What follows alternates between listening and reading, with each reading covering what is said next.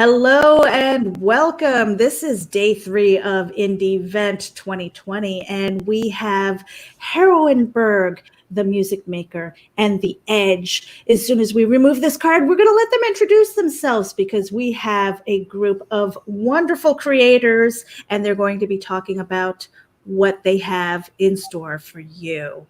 On that note, here is Heroineburgh. Hello, folks. Hi. My name is, you can just call me Heroineburgh. I'm the creator of the superhero universe based in Pittsburgh, Heroineburgh. And I'm here with a group of Pittsburgh comic book and superhero creators. To my immediate right on your screen, you can see Mauricia. Mauricia is the creator of Music Maker Comix. Hold that up. Yes, she has 2 issues out so far. We'll be talking about her book. Mauricia is also the character Vendetta in the live-action series Heroineburgh and does a lot of great work for us behind the scenes. Next to her, we have Benjamin Zeus Barnet. Benjamin is the illustrator and letterer for the comic book Heroineburgh, and also an independent artist and creator. He works on a tarot card deck, which he has here, and he's going to be showing it to us. And has done many other interesting artistic works in the Pittsburgh area. And we have on our other screen Marvin Wynn. Marvin Wynn is, hey Marvin. Hey, how's it going? Marvin is the creator of The Edge Comics, which is on to its 10th issue. It's been out for several years, and it is a superhero book with kind of an action 90s edge to it. And we'll be talking with Marvin as well. Marvin shares the tables with us at Comic-Cons, and we're even doing a character crossover. So yes, we're all going to talk about our books. Who would like to go first and explain their creation? We'll go last with Heroineburgh. Okay. Me? Okay, Mauricia. Mauricia is the creator of Music Maker Comix. So she's going to tell us all about her comic book and the nature of the character and which artists are involved that are not from Pittsburgh. Okay, so yeah, the comic book is called Music Maker Comix, and like the name suggests, it actually has all music-themed superheroes and supervillains, and it's centered around this very flawed but very intelligent character who has the ability of almost hypnotizing people with music. What makes the comic also really unique is the fact that, and let me see if I can find it here, it also has QR codes that will be playing actual music. Let's see if I can show that here. Yes, the QR code on the black and white page. Yeah, and it can play actual music that you're listening to while you're reading the comic. So I know people will have the obvious question, what music is scannable from those QR codes? Who has been involved in the musical end of the comic book? I thank you for asking that. Well, it's been mainly a bunch of Pittsburgh artists. There's been Drop the Act. There's going to be another band called Venus and Furs. There's been also some international talent like Jenny Darren, as well as Society of the Silver Cross. So it is a kind of a full gambit of rock music, essentially. So different types of rock and pop type things? Yeah, exactly. Okay, cool. All right. Yes, we're familiar with definitely with Venus and Furs. Venus and Furs is amazing. Yeah, one of their members is one of our supervillains. So that's a really great crossover right there. So yeah, let's go down the line here. Let's jump over to Marvin, then come back to Ben. Marvin, tell us please the whole story behind The Edge. So I'm going to share my screen here real quick. Yes, please. So we're talking about The Edge, and The Edge is a book about a serum that gives you abilities, but as you use those abilities, chances are that it's going to burn you out and kill you. Our first arc deals with the character called Revenant, who's escaped from a government facility into the world with information that they don't want released. Okay, is the serum created by the government? The CERM is not created by the government, and I, at this point in time, have not revealed the true nature of this CERM. Ah, okay. Keep going. So a strike team is formed by the former handler of Revenant to stop him from either releasing the Edge into the world or making things a lot worse by telling people what the Edge is about. So the premise is going to be, is this team going to are they going to stop him or are they going to help him? And what are some of the characters in this book? We'll go into your influences in a little bit, but first tell us a little bit about a couple of the characters in the book and what their purposes are. All right, so we have a trinity, kind of like Batman, Superman, Wonder Woman, with Mystic, Interim, and Blaine. Mystic is the team leader. He has abilities to shoot energy blasts through the swords. We have no idea currently if those energy blasts are coming from him or the swords themselves. Blaine can create a impenetrable shield, but it protects him from projectiles, but does not protect him from the environment around him. So if he was in a burning building, he would feel the heat and possibly suffocate himself. And Interim has the ability to create step portals. They can either take you forward or backwards in time, so she can see at least 6 to 7 minutes ahead into the future. One of the problems that we're going to have to deal with later on is that she's opened portals since she was very young, and all these portals haven't closed. So it's causing time fluctuations across the world. All right, are nasty demons coming out of those portals too at all? We'll see. Okay. Yeah, you would think, like little gremlins and stuff. Well, I mean, yeah. The thing that we always say with that is that doors open from both sides. Yeah. Mm-hmm. And tentacles come through when you least expect it, right? Well, anything can come through it. The things that you may not be aware of or want to come through that portal. True. So the Edge now has 10 issues, correct? Have you released the 10th issue officially yet? Issue 10 has not been officially released yet, and there's a reason for that I cannot discuss at this time. Okay, so there are 9 issues out then. Yes. Cool. And let's go to Ben. Benjamin Zeus Barnet is the illustrator and letterer for Heroineburgh, but he has also his own project, an elaborate tarot deck that has many personalities from history in it. Would you like to talk about that a little? And then we'll get to Heroineburgh later. So it's called the Saturnus Tarot, as in Saturn, the planet Saturn. Kronos. Because it deals with different periods in the history of the great work. So that is magic, mysticism, alchemy, yoga, shamanism, sort of a general broad exploration of these themes.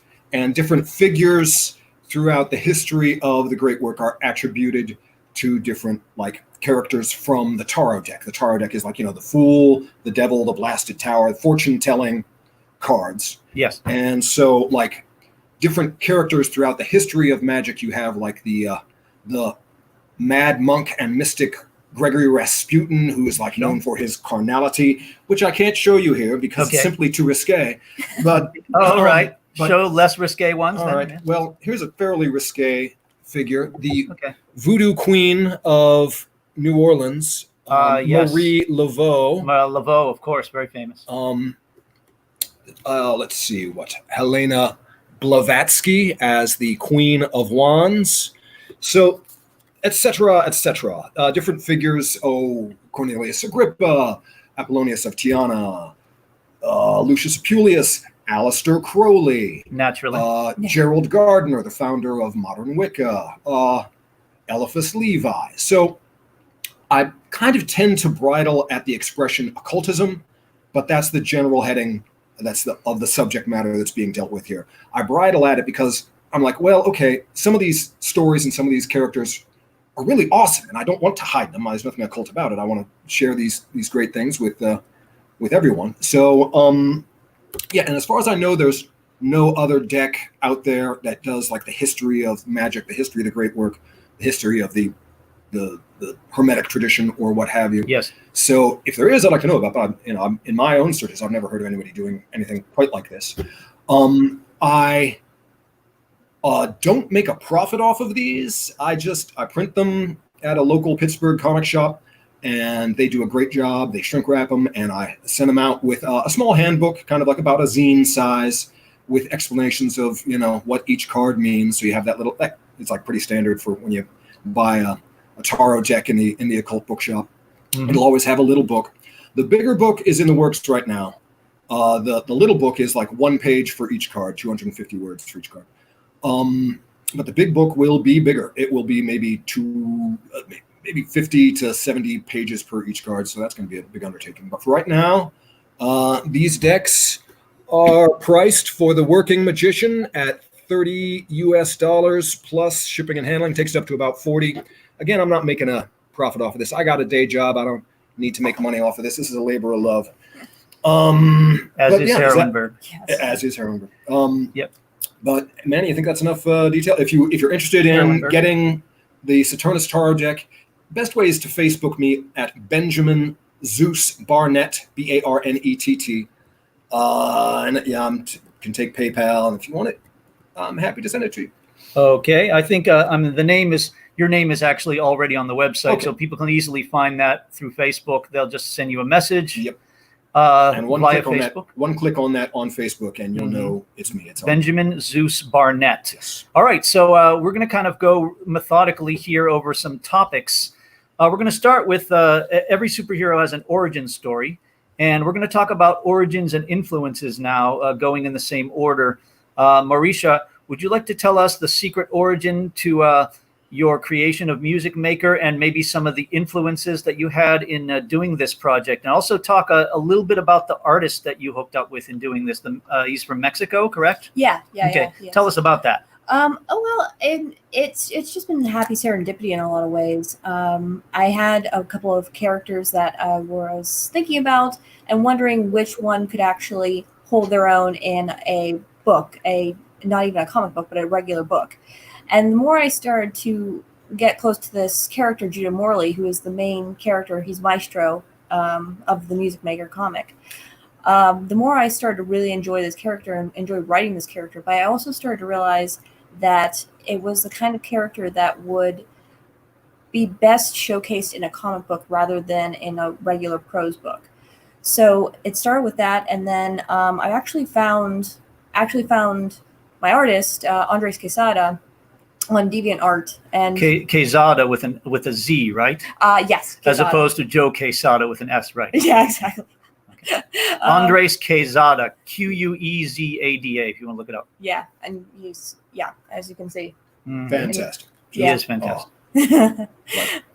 And he's done he's done the covers for these as well as the interior pages, and he's just absolutely phenomenal. But that's how it started out, at least initially, for this character and this storyline. Okay, Ben, would you like to tell us about some of your early influences and things you did before Heroineburgh? Yeah, it takes some weird turns. Okay, just give us a couple of really good examples. First came to Pittsburgh, hooked up with this amazing Filipino artist, an interior designer, a fellow by the name of Celestino Navarro. Ooh. And amazing guy. He was educated by the Jesuits, and he took me on to help him on this big commission he was doing. He was not a warrior nun, I assume. Not a nun, but warrior priest. But an awesome guy. Knew his philosophy, knew his history. He was like a real mentor to me. And he taught me some things. He brought me on. He had this commission doing this interiors of this church downtown. Has been decommissioned now. It's only used for. You painted the interiors of a church? Yeah. Oh, did wow. Restoration on the cupolas and all. It's not used for religious ceremonies anymore. It's just used for dance halls. And so it's kind of like in a museum. This Catholic church. But so after that, I hooked up with the goth scene here in Pittsburgh and started doing flyers for goth nights. The hanging. There's one called the Hanging Garden, which, oh boy, we used to freak out down in Cativo and have a great time. Did you do the one on the back too, Sinferno? Mm-hmm. Sinferno. Oh yeah, good names for goth nights for sure. Yeah. And so I would do flyers in exchange for they'd comp me the cover, and Sure. It's like, it's just a fun thing to do. That's a lot of laughs. And I'd messed around with comic books and, been influenced by I wanted to be John Byrne when I was in high school because that's a good thing to be, yeah. Then I got into the Mobius. Then I decided I wanted to be Pittsburgh's Alan Moore or maybe Pittsburgh's John Constantine. I think it's easier to be John Constantine. Really? It's harder because you need powers, but yeah. Yeah, I muddle along somehow. But anyway, and the trench coat too. That would be nice. Yeah, trench coat. You need the trench coat. But then somebody from the clubs told me, "Hey, we need a whole bunch of goth people to come down here for this movie shoot. We just need a bunch of goth extras." Oh, this is the Heroineburgh origin, by the way. Yes. And then I met Heroineburgh people, and the rest is history. Correct. We'll go into that a little more. Marvin, tell us your the origins of the Edge and kind of your early influences. So, I mean, when you mentioned before that it's a 90s book, so most of the influence are going to land with the Jim Lee when Jim Lee was on X-Men. Sure. When the biggest selling comic book of all time. Oh yeah. Was it 3 million copies? Yep. X-Men #1, yeah. Which kind of makes it a lot easier because you can still find a copy of issue #1 probably at cover price anywhere. Yeah. for that $1, it was $1.95. I remember when I first got it. Okay. It was one of those days where you're like, I'm going to the comic shop and you know that this great book is coming out and it's going to explode, and you want to try to get there before everyone else so you can get the first copy, and then you realize, oh, they printed 6 million copies of this probably, so there was no way you were going to miss it. So following Jim Lee, and then followed on to when he moved over to Image and started the Wildstorm universe with Wildcats and Stormwatch and Backlash and those characters.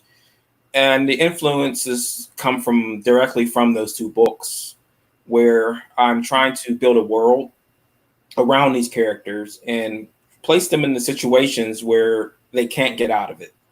And there are no easy answers. They don't have any control over their abilities, and anything can happen at any time. So you said part of the atmosphere of your book is about escalation of conflict. Yes. Right. So your situations is your first couple issues, you're dealing with one character. The next issue, it's 4. Then it becomes a character that's stronger than everyone else, more powerful than everybody else. And then the world just starts to open up.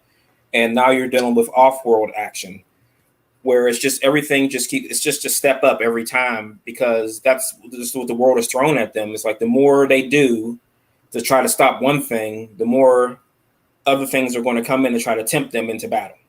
Off-world. So at some point you're fighting the Kree or the Shi'ar. Oh, of course. I mean, when you're dealing with a situation, escalation eventually has to leave the planet. Yeah. You can only escalate so far on Earth, because then these things on other planets are going to notice what's going on Earth and like, oh, well, we want some of that too. Yeah. So it's just a challenge. And then as you escalate up, not only do you get more villains, you get more allies. So, right. I mean, everything comes to a head eventually, and it's going to take an entire galaxy or an entire universe to try to stop the things that are going to happen. And wow. And even after that fact, it's still going to keep escalating. So it's just a matter of, how does it end? How does the escalation stop? And can you stop it? How do you stop it? How do you stop the world from turning is where it pretty much comes down to. Before the escalation does come to a head, have you considered collecting some of the earlier issues, like 1 through 5, 1 through 4? Well, we do, or the Volume 1 trade is available on Amazon. I see. Okay. But that's going to be redone again. There's some things I liked about it, something I didn't like about it. So there's going to be a new Volume 1 coming soon. And since issues 5, 6, 7, 8, 9 are done, there will be a Volume 2 coming also. Great. So I'm going to interject here now and kind of explain a little bit about Heroineburgh and kind of the group that we have here, and then get back to our individual characters again. So Heroineburgh as a concept is two things right now. It's a live action video series that has been issued since late 2017. It's around for about 3 years. and it now has 17 episodes and 1.5 seasons.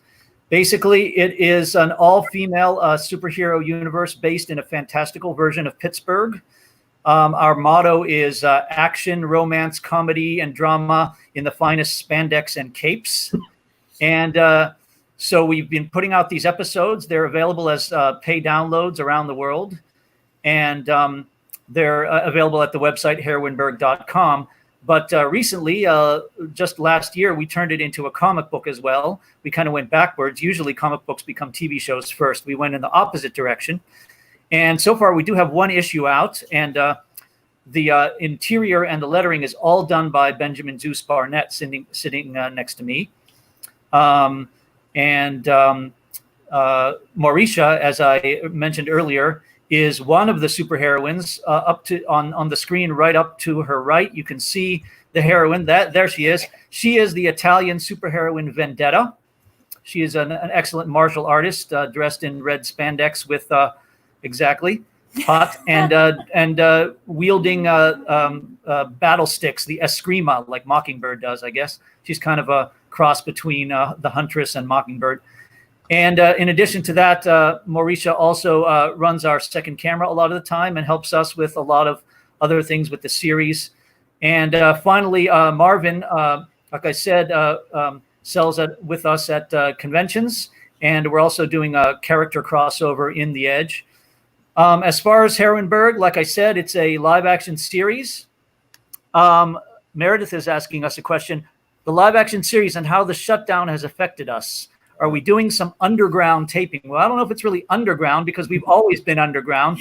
I mean, sometimes we film in rented warehouses, right, or yoga studios. But a lot of the time we just film guerrilla anyway. Like we filmed on the campus of various universities or in the alleys or in the people's houses. But maintaining social distancing and yeah. You know. So we obviously make sure everybody is healthy. But yes, we have we stopped filming for a little bit.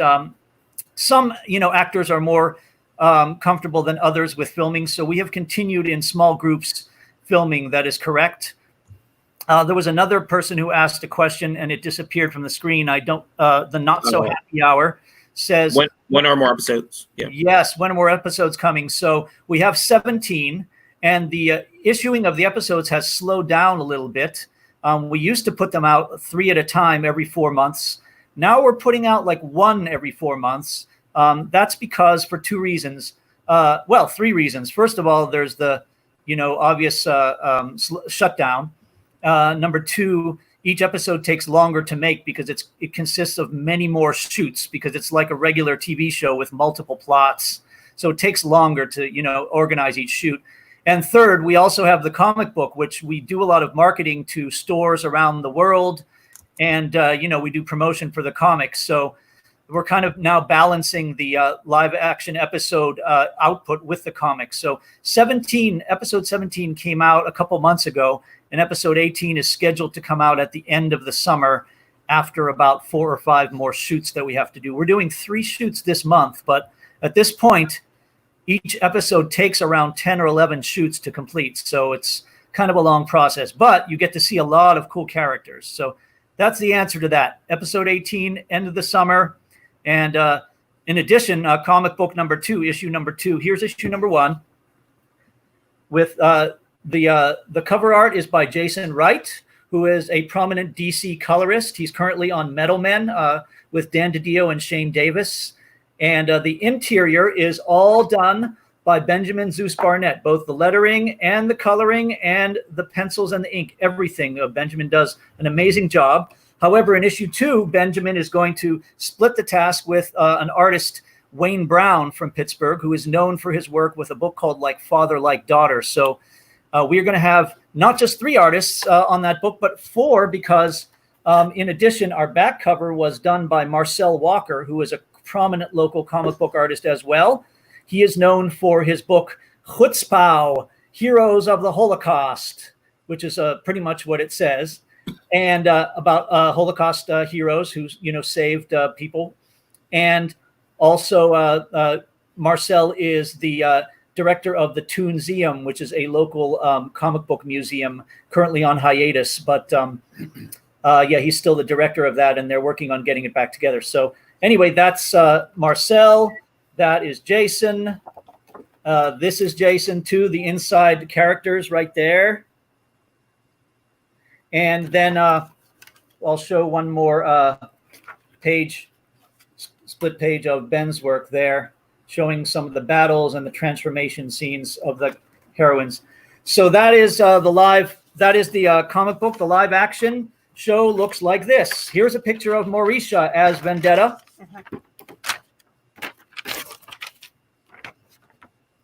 She is standing next to Lunessa, who's one of the other heroines. Mauricia plays Vendetta right there with her sticks and her red uniform.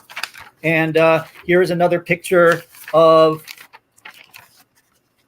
not the entire cast, but about 13 of the heroines from the cast. We had a great big Civil War battle in episode 13, and we have a whole bunch of the characters there posing after we did all the filming in episode 13, and that was done in a big nightclub, so they had a lot of room to battle it out. We, of course, add all the special effects in post-production. So that pretty much is Heroineburgh, a comic book and live-action series. And for a while, it was actually a comic strip as well in our local newspaper. We're going to be reprinting those strips. Hello. Oh, we're going to be reprinting those strips in the second issue of the comics. So anybody who missed the newspaper and didn't get to see the newspaper in Pittsburgh or around the world will get to reread those strips again. So I wanted to talk with everybody involved about how and why they joined Heroineburgh, or how it inspired them, or how it's inspiring to them. Then we'll get back to Marvin as well. So Mauricia first, and then Ben, tell us about how you joined the project and why it inspires you, or why you enjoy it. Well, it was kind of surreal because it was, sorry. Yeah, right there. I mean, there.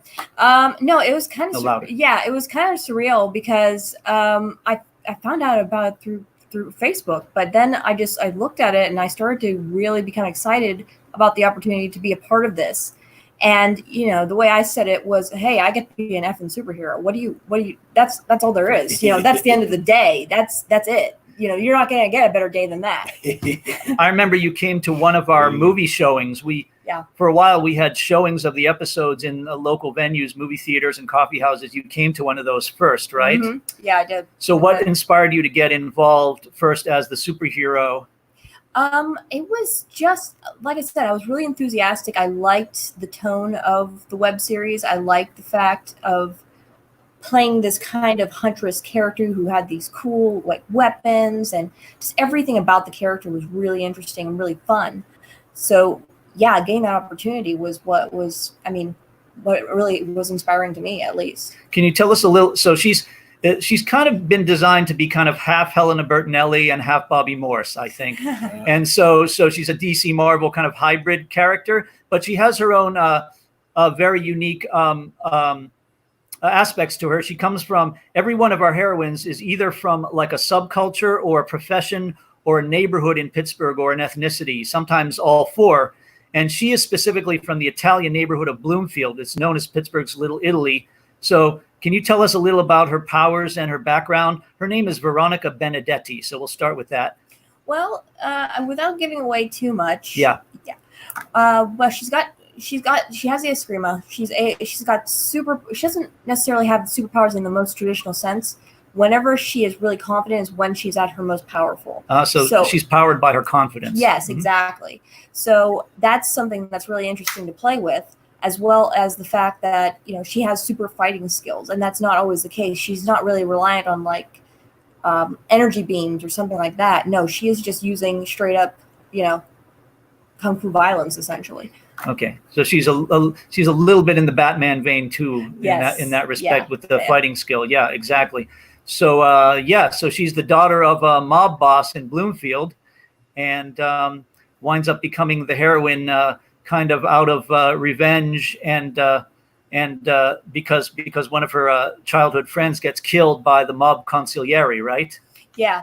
And that's where the name Vendetta comes from, is because she is spawned through vengeance. Vengeance. So she's on a vendetta. Okay. So Benjamin Zeus Barnet is not only our artist on the comic book, but first he came in after going into the goth club scene, which was fun in episode 7, he came in as one of the main villains. He is Detective Drake, and he is not the most honest policeman in the world. Tell us a little about what Detective Drake's motives and schemes are, and how you like playing the character. Yeah, Drake is it's wonderful to play villains.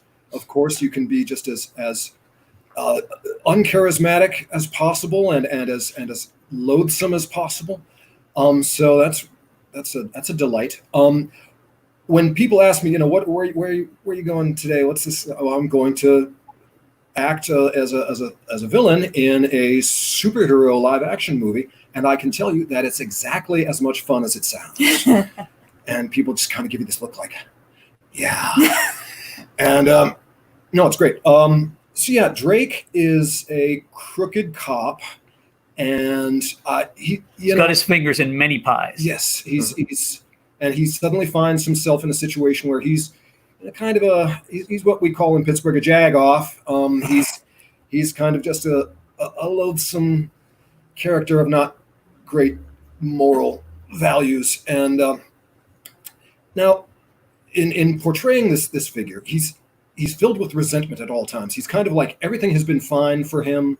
He's a cop who is doing shady stuff on the side. He's coasting. He's pretty much got it made. Then suddenly all these women acquire superpowers, and it's really complicating his life, as you can imagine, because so many of them are interested in defending justice and law and order, and that's inconvenient. So I feel kind of sympathetic for this guy in a way. He sort of played by the rules his whole life and learned how to win his game, and then the rules of the game change in the middle of it because there's all these, you can imagine, women throwing energy bolts at him. So I kind of approach Drake. If I were to model my performance off of anybody, it would be, and this is going to sound weird, but if you remember, I think it's Blade 2, where you have Parker Posey, and she has this wonderful sort of passive-aggressive smarminess to her. And that's kind of how Drake comes off at this newly complicated world. So that's kind of my approach. Now, don't get me wrong, I am not fit to carry Parker Posey's jockstrap as an actor, but that's kind of the angle that I'm approaching Drake and how I approach the performance. And no, it's just so much fun, and the plots are so campy and wonderful. It's great. It's a hoot and a holler. Well, thank you. So to elaborate a tiny bit on Drake, then we'll move to Marvin. Drake is basically the main villain, kind of leading the group of evil characters who are trying to stop the heroines. He also has a beautiful wife, Vicky, aka Vaporia. Her power is to turn into vapor and to manipulate vapor, and of course, she owns a vape shop. So there you go. It's a common Pittsburgh thing. And their criminal empire is threatened. And on the other side, you have the Heroine League, which is a bunch of heroines who group together, and they're endorsed by the police commissioner, Peggy Moyers, and the mayor. So Drake's job is to discredit, not to defeat them directly. This is an interesting thing, because instead of just challenging them with, massive powers, his job is to defeat them indirectly by subterfuge and wiles, using the powers of the villainesses to take the heroines down one by one until the city and the police no longer trust them to be on the, and that's how we're looking at it right now. We'll see how that develops.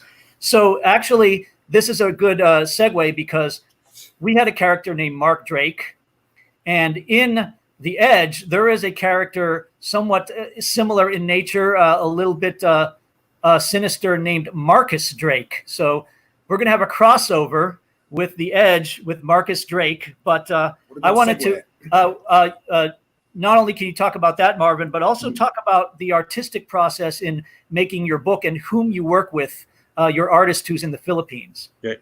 So let's go to Marcus Drake first. So Marcus Drake is the head of Drake Industries, and his company. Total coincidence, right? Oh yeah. His company is one of those, I'll say, like Umbrella from Resident Evil, or any of those other all-consuming evil companies that are just out for themselves. So like the Weyland-Yutani Corporation. Yeah, exactly.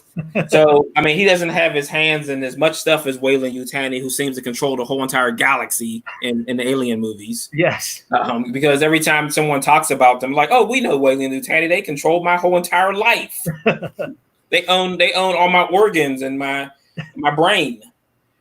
So he's had his hands in a few things over the years, but he's interested in getting his hands on the Edge himself. So he actually does get his hands on a untainted sample and then creates a commercial version of it called Verge. So the Verge has not the same weaknesses of the Edge, but it has its own because Drake specifically engineered it so he can control it at any time. So anybody who takes Verge is under his control, huh? Well, not so much under his control. He has control over their ability. So let's say that the person gains the ability to fly, he could take that away from them at any time. And they could just fall out of the sky. Boom. Yes. Yeah. Yeah. So he actually was commissioned by the government to create the Verge. They don't know that he's tainted it to his own needs. So that's going to come to a head pretty soon. So tell us about your artist, Mark V, correct? So Mark is from the Philippines.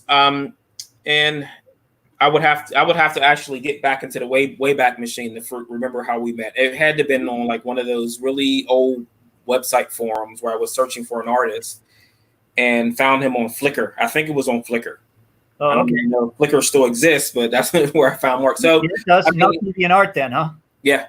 No. I mean, we've developed a rapport to the point of when I'm plotting out a panel, I give him very sparse information now. I don't really I just tell him where people are, what's happening, and just let him go to work on doing what he needs to do. And it comes out like it's very, very rare where we had to go back and change a panel. And I think it's probably happened once or twice over 10 issues. Well, actually, we're up to issue 15 in pencils. So what do you like about his style? Is it that he kind of approximates the whole Wildstorm aesthetic? Well, I think he gets the 90s and that modern look at the same time. Yeah. I mean, it's a lot of energy, a lot of action, really good with facial expressions and just the energy of the page where you look at it and you think these people aren't standing still, they're moving. He gets a lot of energy out of the characters and he loves drawing the characters. So, I mean, that's what's great about it. That we just work so well together. And I don't think we would have gotten this far if I wasn't working with him. It's good to really have a dependable artist like Mark V, like Benjamin Zeus, Barnet here, and of course like Andres Quezada with a Z, right? Yes. So can you let's go over our artistic processes a little bit. Let's go back to Mauricia. Tell us about the process in which you use to write and create the book, The Music Maker, which is about music-powered heroes and villains. Yeah. Yeah, exactly. Well, I use that guy is the maestro, by the way, right? There we go. Mm-hmm. Yeah, that would be Maestro, our main character. Uh-huh. And yeah, my artistic process is I use a program called I think you pronounce it Scrivener. Scrivener. Uh-huh. Yeah, Scrivener.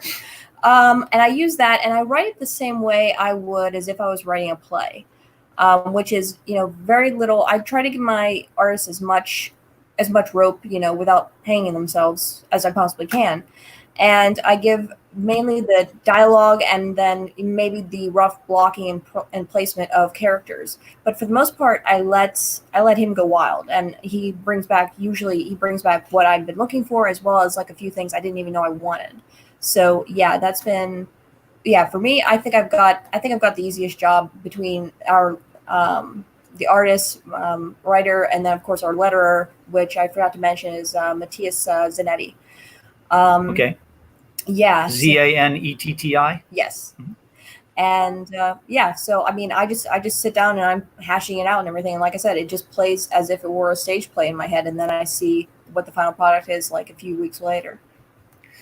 Cool. So that's interesting because speaking for myself, I began this as a live action video series. And so I wrote these as screenplays, teaching myself how to write screenplays.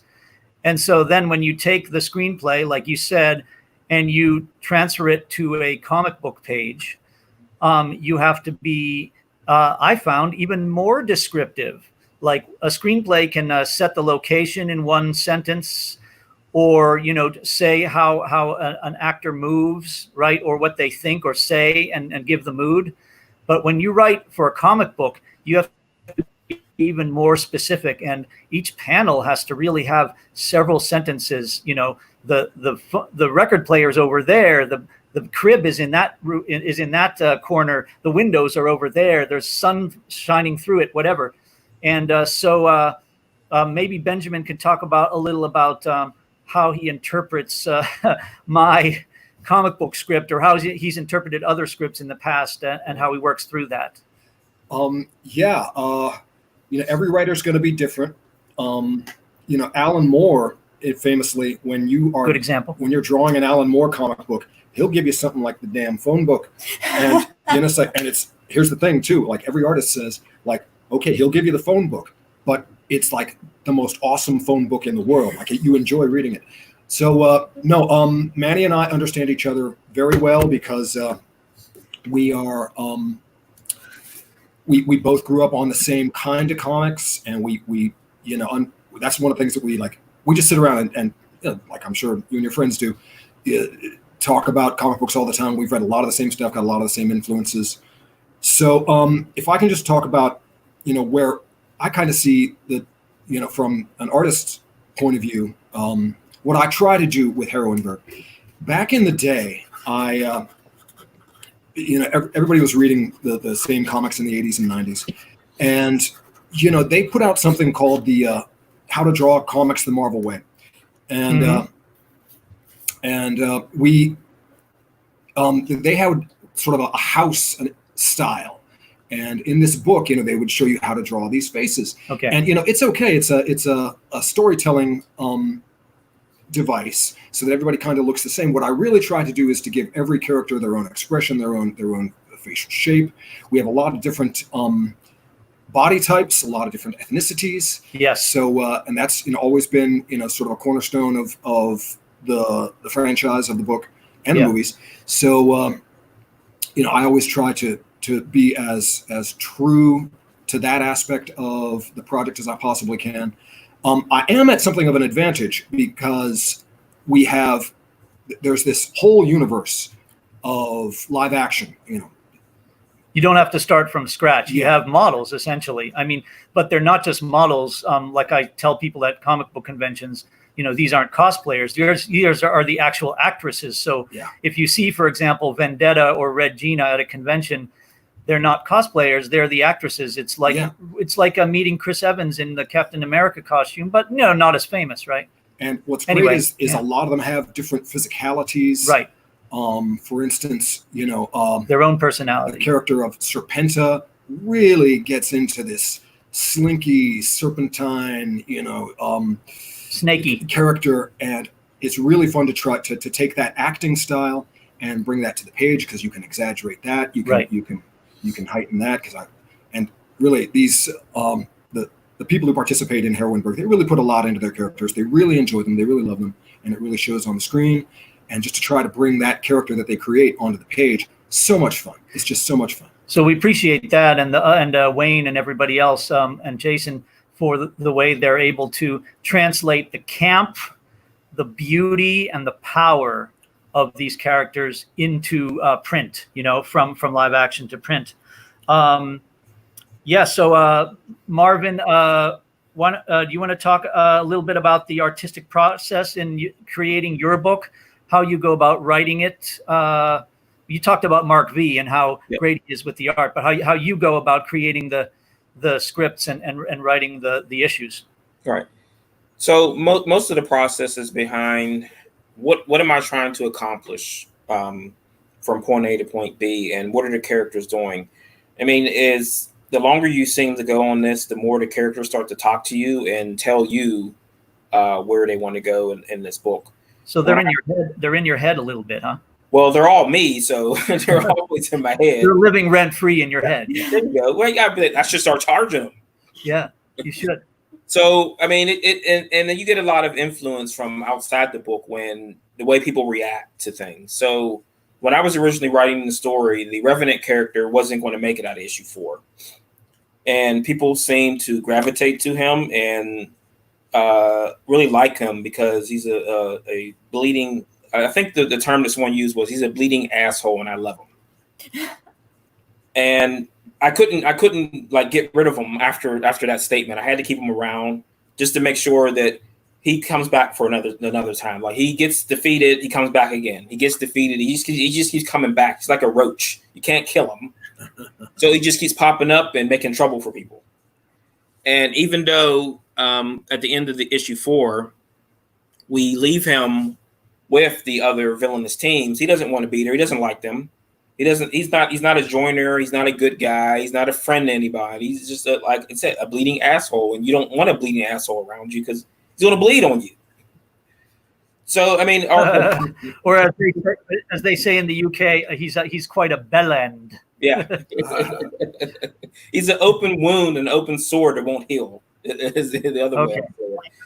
And so when I'm writing the story, I'm thinking, what is the obstacle I'm going to place in front of the hero character, and how are the villains going to build on top of that to stop them from getting to where they're going? And I'm trying to get to a point of ending an arc, but still leaving something open for the next one. So, like I said, the end of issue 4, a Revenant is with the other villain team, and then they pick up the story along there, and we don't get to see him until later into the story. But we're not really like eliminating characters, because when you want a character to die, you want it to be something spectacular and not just, oh, that guy's dead now. Let's wait 16 issues, he'll be back again. Yeah. You want that feeling of the Waynes dying, or Uncle Ben, where that guy's dead, he ain't coming back. Yeah. So don't even ask about him ever again. And a lot of your more mainstream books, it's that character's dead, big deal, he'll be back in a couple weeks. Yeah, they often say, I think in Marvel, the only character that never really comes back in Marvel is Uncle Ben. Yeah, Uncle Ben's the only one that, in Batman, it's Martha Wayne. She's the only one that can stay. Both the Marthas stay dead. Martha Wayne, and then Thomas has been back multiple times. Yeah, and then Superman's mother. She never comes back. Those are the only ones. Everyone else is free game to return from the dead and do whatever they want to do. So, I mean, that's what I want to do, where I want you to get familiar with these characters, even if they're the bad guys, because like it could be a gray area sometimes where that guy's not really a bad guy. He's just a jerk. Yes, he's still my friend, right? Even though he's a jerk. But I want you to feel something when they get eliminated or taken off the board, because then if you don't, then that leaves the door open and saying, well, big deal, that guy's gone. He'll be back. Excellent. So you try to create characters that people can connect with, right. And that's really good. So we're coming up upon the end of things. We're going to kind of wrap this up in a couple minutes with telling people our links and everything. Then I'm going to go back to Heroineburgh one more time again, as far as the comic book there, and we showed a handful of photos. We showed what did we show? A photo of you, right? Oh, there we go. We got a couple more. I might as well throw up here, and stickers, and then we'll get to the end where everybody can summarize their project. So I've got a couple here. Here is a photo of a battle where Fiona and Arctica are fighting Scintilla. So our Venus and Furs. Yes, Scintilla is a member of Venus and Furs, who have contributed music to the Music Maker comic and also to our series. Here are some of the villainesses making a break out of the prison, including on the left there is Steph, who plays Dysphoria. She is the guitarist in the band Murder for Girls, and they have some music in our series as well. And those are also Canis, Mesmera, and Devora, the queen bee. And finally, here's another one. Here we have the two strongest heroines in our series, Freya, who's kind of like female Thor, Jane Foster, but done in a much different way. She's kind of like Thor meets Arnold Schwarzenegger. And then on the right, you have Poderosa, who is kind of like a female Superman, but Puerto Rican. So her name is Poderosa, which is basically Power Girl. She's Power Woman. So there you go. And those are some of the characters. We also have stickers, and of course, the stickers come with the comic book. Everybody gets a free sticker if you get a comic. So why don't we go over where everybody? There you go. That's the front of our website. And before we talk about my website, why don't we go over where everybody can obtain these various materials? Starting off with Music Maker Comix. There are 2 issues. And what are your links? What are your links, and how do we get them from you, Mauricia Malveaux? Well, there's issue 1 and issue 2 that you can get any completely available through. There's issue 1. Yeah, there we go. There's issue 1, and then we have issue 2, both of which you can get through Music Maker Comix, Comix with an X, .com. And then if you also are interested, you think that the story is really cool, we also got issue 3 available for pre-order, even though it's not going to be out until probably the end of summer. Mm-hmm. And you have a Facebook and a Twitter, correct? Yeah, Facebook and Twitter, and it's also under Music Maker Comix, again, Comix with an X. Comix. Yes, exactly. Like the indie underground kind of thing.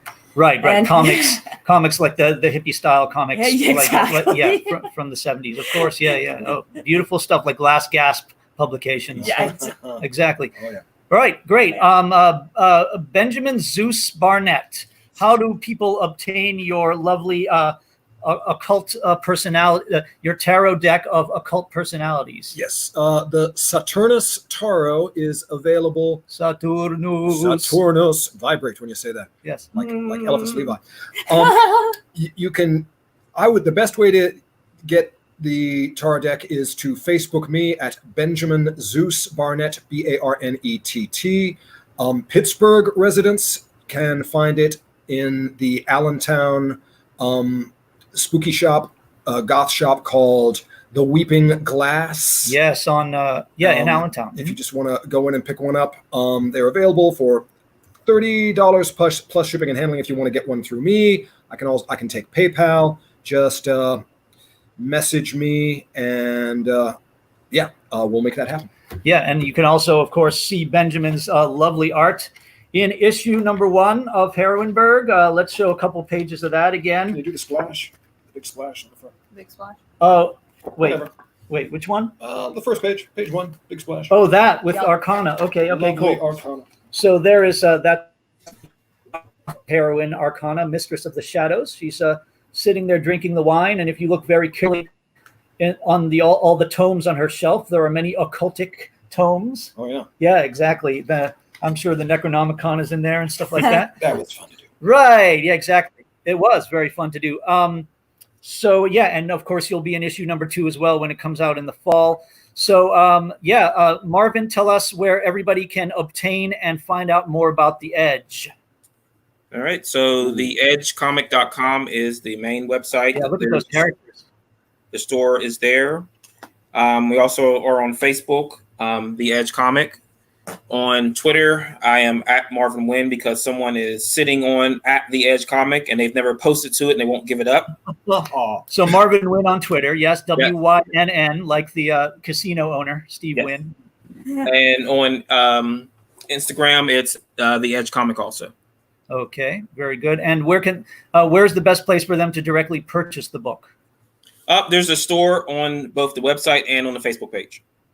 Okay, great. And they can get issues 1 through 9 at this time, right? You just showed us the character lineup in the book. A lot of great characters there. Okay, beautiful. And we'll wrap this up with Heroineburgh. So there it is. That's the front of our website. You can see 5 of the heroines. You see Arctica, Arogia, Poderosa, Gardenia, and Vendetta. And that's just the tip of the iceberg as far as the many great characters we have. Action, drama, comedy, romance in the finest spandex and capes. So heroineburgh.com. That's heroin with an E, Heroineburgh, as in Pittsburgh. You can download the episodes and also order the comic book through there. There's also a list of about 40 stores around the world where the comic book is currently sold, a dozen or so in Pittsburgh and around 30 or so in North America, and also in Israel, Canada, and New Zealand. Yes. And beyond that, Heroineburgh has a Facebook under that name. It has a Twitter under Heroineburgh1. I'm not sure why, but that's how it is. We have a YouTube channel also called Heroineburgh, and we have a DeviantArt. So full complement of socials on that. And again, we have been, I'm Heroineburgh, the creator. We have Mauricia Malveaux from Music Maker Comix, and she is Vendetta. Mm-hmm. We have Benjamin Zeus Barnet, tarot deck and interior artist and letterer extraordinaire. We have Marvin Wynn from The Edge comic. We are all from Pittsburgh, creators from Pittsburgh, PA, sometimes known as the Steel City.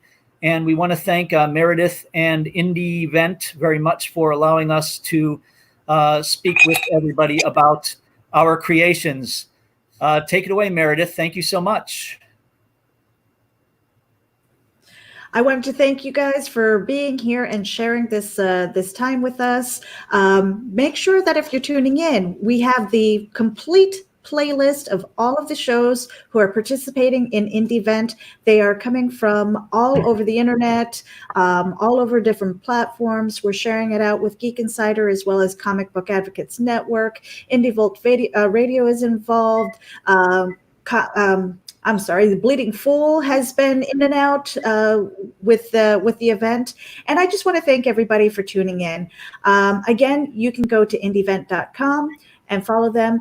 Thank you very much to Heroineburgh, the Music Maker, The Edge, and those wonderful tarot cards, which I'm going to be taking a look at. And on that note, we're just going to pull down the card. We're going to wave goodbye to everybody as we shut down the broadcast.